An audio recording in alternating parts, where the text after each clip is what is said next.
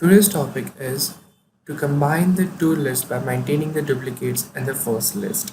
There are two methods to solve such kind of a problem.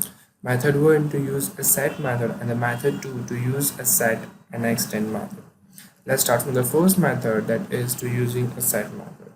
First we are going to initialize our list, and after that we are distincting the elements in the list 1 and the list 2 respectively. After that we are subtracting list 2 minus list 1. So why are we subtracting? Because we need to have the values which all are already in the list 1, but we also need those values which are in the list 2.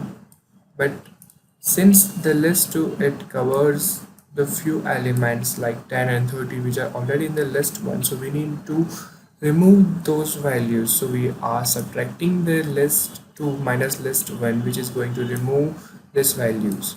And since first we have used the set value, so it will be up to these 4 elements, and the 50 is going to get removed out.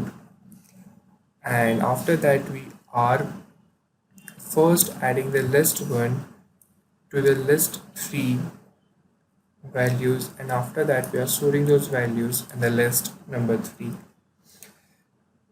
Now you might be wondering that why I have used a list since it's already in the list, but no, it is not in the list. If you have used the set, and after that if you try to use the plus operator, then it will throw you back an error. So that's why you have to convert it into list again, and after that we are printing the list number 3 value.